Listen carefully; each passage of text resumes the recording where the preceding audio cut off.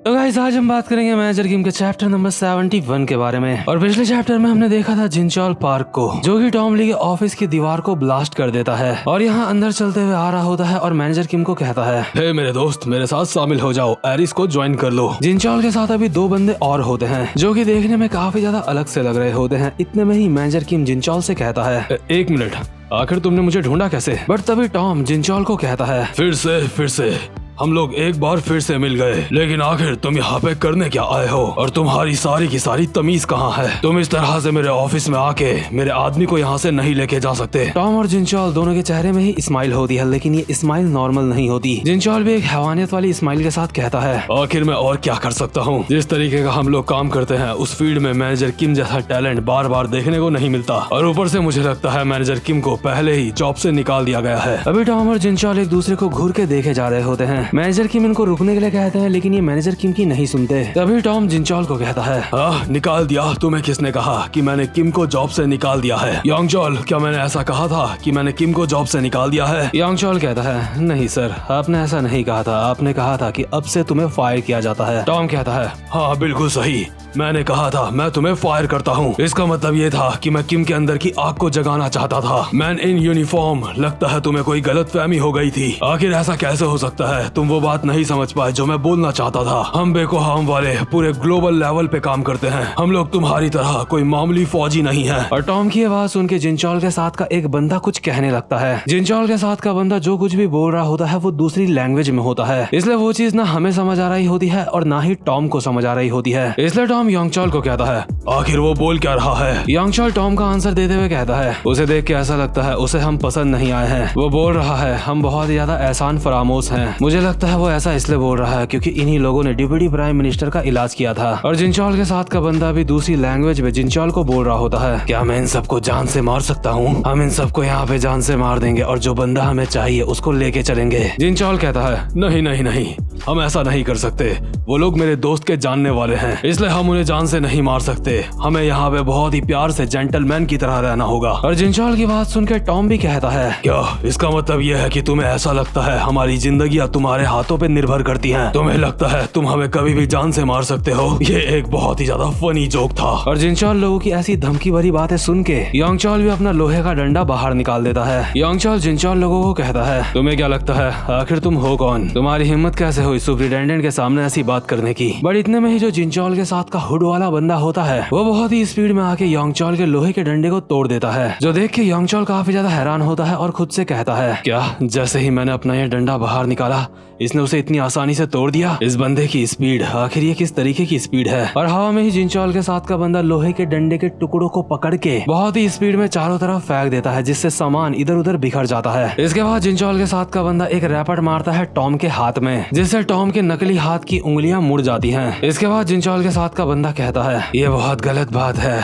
Korea नकली हाथ की जगह पे गन्स वगैरह लगाने नहीं देती है। लगता है एक गन को खोलने में जितना वक्त लगता है इन सबको मारने में भी मुझे उतना ही वक्त लगेगा। और ये जो जिनचॉल के साथ का बंदा होता है इसका नाम होता है एल्बर्ट किम, और इस बंदे की खासियत होती है कि ये किसी भी मशीन को, किसी भी वेपन को बहुत ही आसानी से जोड़ सकता है, साथ ही साथ में आसानी से पूरा का पूरा खोल के भी रख सकता है। एल्बर्ट अभी टॉम लोगों को बोल रहा होता है, आजकल की ज्यादातर गैंग्स किसी भी काम की नहीं है। इतने में ही यांगचॉल एक पैनी लकड़ी का डंडा एल्बर्ट की आंखों के सामने लगा देता है और कहता है, क्या गैंग? तूने हमें एक गैंग कहा? हरामजादे, मैं पहले एक पुलिस ऑफिसर रह चुका हूँ। अगर बात सिर्फ मेरी होती तो मैं तुझे कुछ ना कहता, लेकिन हरामखोर, तेरी हिम्मत कैसे हुई? इतने में ही टॉम पीछे से यांगचॉल को कहता है, यांगचॉल अपने गुस्से को थोड़ी देर के लिए शांत कर ले। बट इतने में ही जो जिनचॉल के साथ बुढ़ी दादी जैसा एक बंदा होता है जिसका नाम होता है ऑक्शन जियोंग, वो कहता है, हर कोई यहाँ पे एक दूसरे की परछाइयों में पैर रख रहा है, बहुत बुरी बात है। अगर तुम ऐसा करोगे तो तुम्हारी मौत जल्दी ही हो जाएगी। लगता है फाइट करना तुम सारे के सारे काफी अच्छी तरह से जानते हो, लेकिन तो क्या? ऑक्शन जिनचोंग को कहता है, हे आखिर हमें इनका क्या करना चाहिए? क्या इन्हें ठिकाने लगा दें? वही एल्बर्ट भी यांगचॉल के हाथ में मार के उसके डंडे को नीचे कर देता है। लेकिन टॉम ऑक्शन की बातें सुन के कहता है, क्या तू बोल रहा है तुम्हें क्या करना चाहिए? तुम लोगों ने मेरे ऑफिस में आके यहाँ का कबाड़ा कर दिया है और तुमने यहाँ पे जितना भी नुकसान करा है तुम्हें उसके पैसे देने होंगे। तुम सारे के सारे जितने भी हो एक साथ मेरे ऊपर अटैक कर सकते हो। इससे हो सकता है तुम कम से कम थोड़ी देर तक मेरे सामने टिक जाओ। जिनचॉल टॉम के पास आके कहता है, क्या तुम सच में ये चाहते हो? ये जानने के बावजूद भी होगी कि हम लोग क्या कर सकते हैं। टॉम कहता है, बिल्कुल मैं यही चाहता हूँ। योंग चोल दरवाजा बंद कर दे, ये बाहर नहीं जाने चाहिए। आज के दिन हम अपना काम यहीं पे खत्म करते हैं। मैं अपने टैलेंटेड बंदे को यहाँ से किसी को भी चुराने नहीं दूंगा। अभी टॉम और जिनचोल के बीच में हमें बहुत ही खतरनाक एक्शन देखने को मिल सकता था, लेकिन इतने में ही मैनेजर किम कहते हैं, बस बहुत हुआ, मेरी वजह से इतना मत लड़ो। मैनेजर किम टॉम के सामने अपना सर झुकाते हैं और कहते हैं, वो जो पिछला मिशन था उसके लिए मुझे माफ करना। मैं ये बात मानता हूँ, पिछले मिशन में मेरी पर्सनल फीलिंग्स बीच में आ गई थी, इसलिए मैंने जो कुछ भी करा है मैं उसका भुगतान करने के लिए तैयार हूँ। ये बात सुनकर टॉम एक राहत की सांस लेता है और कहता है, मेरा मैनेजर किम,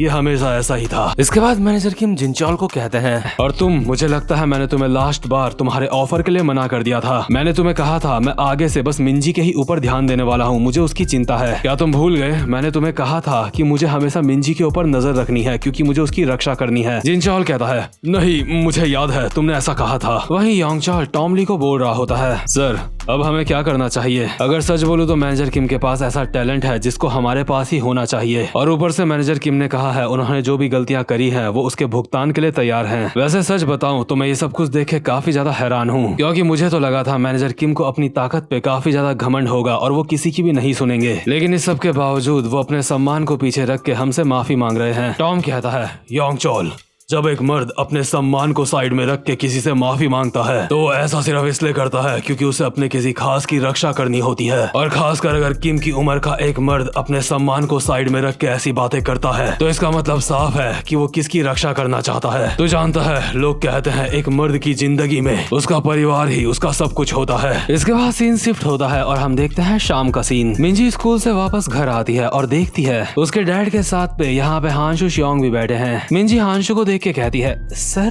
आप भी यहाँ पे? मैनेजर किम अभी कुछ खाना वाना बना रहे होते हैं और कहते हैं, अरे मिंजी बेटा तुम आ गई। मिंजी अपने डैड को देख के काफी ज्यादा खुश हो जाती है और भागते हुए आती है और मैनेजर किम के गले लग जाती है। मिंजी कहती है, डैड आपका काम इतनी जल्दी खत्म हो गया? आपने तो कहा था आपको थोड़ा सा ज्यादा समय लग सकता है। मैनेजर किम कहते हैं, हाँ बेटा वो खत्म हो गया, मुझे लगता है मेरा काम इतना कोई ज्यादा मुश्किल नहीं था। लेकिन मिंजी अपने डैड को और ज्यादा कस के गले लगा लेती है और कहती है, अगर आप आने वाले थे तो आपको मुझे पहले ही बता देना चाहिए था। आपका काम कैसा चल रहा है? सब कुछ ठीक है ना? आपको कहीं चोट तो नहीं आई? और बाप बेटी का इतना ज्यादा प्यार देख के हांशु अपने मन में बोल रहा होता है, सच में मुझे काफी ज्यादा जलन हो रही है, काश मेरी भी एक बेटी होती। मिंजी स्कूल से आते साथ ही घर के बर्तन धोने लगती है, जो देख के मैनेजर किम कहते हैं, अरे मिंजी बेटा रहने दो, मैं कर दूंगा। लेकिन मिंजी कहती है, नहीं डैड आप चिंता मत करो, आप वैसे भी काफी ज्यादा मेहनत करते हो, आपको जाके रेस्ट करना चाहिए। डैड हमेशा की तरह आपका बहुत बहुत शुक्रिया, आप सच में बहुत ज्यादा मेहनत करते हो। मैनेजर किम भी अपनी इतनी प्यारी बच्ची को देख के काफी ज्यादा खुश होते हैं और प्यार से कहते हैं, क्या सच में मुझे रेस्ट करने जाना चाहिए? ठीक है, अगर मेरी प्यारी बेटी मुझे इतने प्यार से बोल रही है तो मैं रेस्ट करने जरूर जाऊंगा। और हांशु अब भी अपने मन में जल रहा होता है कि उसकी एक बेटी क्यों नहीं है, उसके पास बेटा क्यों है। तभी हांशु मैनेजर किम को कहता है, हे किम तुम्हारे पास एक बेटी है, तुम्हें काफी ज्यादा अच्छा लगता होगा है ना? तुम्हें देख के लगता है तुम काफी ज्यादा खुश हो। वैसे मैंने सुना जो तुम काम करने के लिए गए थे वो पूरा हो चुका है, लेकिन क्या तुम सच में मुझे नहीं बताने वाले कि वहाँ पे हुआ क्या था? असल में हांशु पूछ रहा होता है कि टॉम ली और मैनेजर किम के बीच में क्या हुआ था। इसके बाद हम टॉम ली के ऑफिस का सीन देखते हैं जहाँ पे टॉम मैनेजर किम को कहता है, किम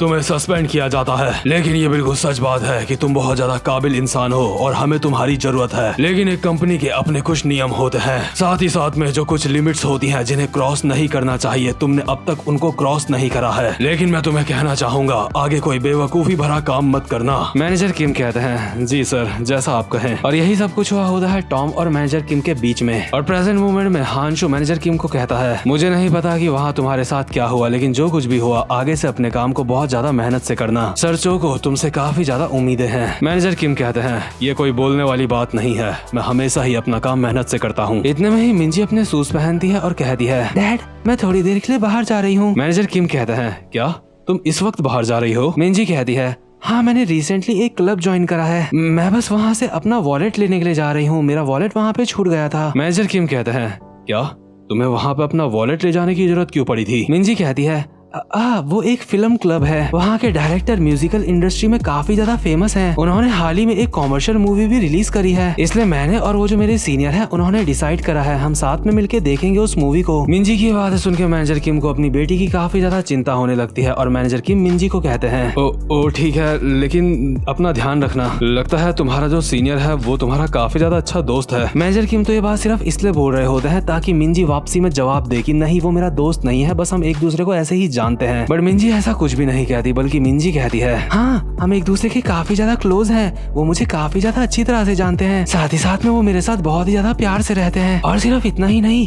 अगर हम गहराई में जाके बात करें तो उनमें और मुझ में काफी सारी बातें कॉमन हैं। साथ ही साथ में उन्हें फिल्म्स के बारे में काफी कुछ पता है। लेकिन हाँ, मेरी बातों का गलत मतलब मत निकालना, वो कोई बुरे इंसान नहीं है। मैं बस उनके साथ बाहर इसलिए जा रही हूँ क्योंकि हमें एक ही फिल्म डायरेक्टर पसंद है। मिंजी किसी मर्द के साथ बाहर जा रही है, ये बात सुन के मैनेजर किम का दिमाग खराब हो जाता है, लेकिन वो कुछ भी बोल नहीं रहे होते। इतने में ही जिस लौंडे के साथ मिंजी जा रही होती है वो लौंडा यहाँ घर में ही आ जाता है। लौंडा यहाँ पे आते ही कहता है, मिंजी मैंने तुम्हें कॉल मिलाने की कोशिश करी लेकिन तुम कॉल नहीं उठा रही थी, इसलिए मैं यहाँ पे आ गया। मिंजी कहती है, क्या तुमने मुझे कॉल करी थी? माफ करना, मेरा फोन वाइब्रेट में था। और ये लौंडा घर तक चला आया। मैनेजर किम ये देख के काफी ज्यादा गुस्सा हो जाते हैं, लेकिन वो मिंजी की वजह से चुप होते हैं। इतने में ही लौंडा मिंजी को कहता है, क्या तुम्हारा फोन वाइब्रेशन मोड में था? मुझे तुम्हारी सच में काफी ज्यादा चिंता हो रही थी, मैं तुम्हारा इंतजार कर रहा था लेकिन तुम कॉल नहीं उठा रही थी, इसलिए मैं यहाँ पे आ गया। लेकिन यहाँ पे आके मुझे लगता है मैं तुम्हारी चिंता फालतू में ही कर रहा था, तुम बिल्कुल ठीक हो। लेकिन तुम्हारे पीछे वो आदमी कौन है? क्या वो तुम्हारे डैड हैं? और ये जो लौंडा होता है इसका नाम होता है टेयांग जियोंग। मिंजी टेयांग को कहती है,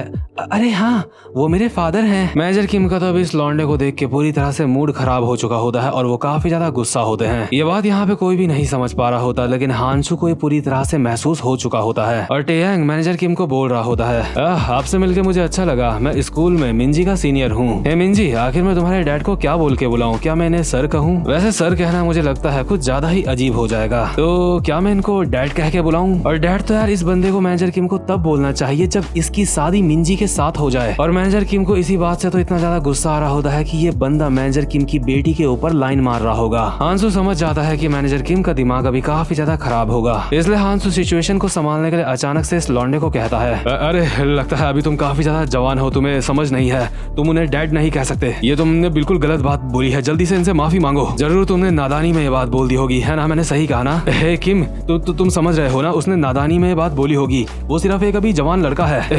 हे किम, तुम मेरी बात सुन रहे हो ना? अरे कुछ बोलो। लेकिन मैनेजर किम का भी पूरी तरह से मूड खराब हो चुका होता है। उनके चेहरे में भले ही अभी एक स्माइल होती है, लेकिन उनकी फेस की नसें बाहर आ रही होती हैं, जो कि उनके अंदर के गुस्से को साफ साफ जाहिर कर रही होती हैं। और आखिर में ये जो टेयोंग लौंडा है, क्या इसके इरादे अच्छे हैं या फिर बुरे हैं, ये हमें आगे जानने को मिलेगा। लेकिन ये वाला चैप्टर यहीं पे खत्म होता है। और अगर आपको वीडियो अच्छी लगी हो तो वीडियो को लाइक और चैनल को सब्सक्राइब जरूर से कर देना। अब मैं मिलूंगा आपसे अपनी नेक्स्ट वीडियो में, तब तक के लिए गुड बाय।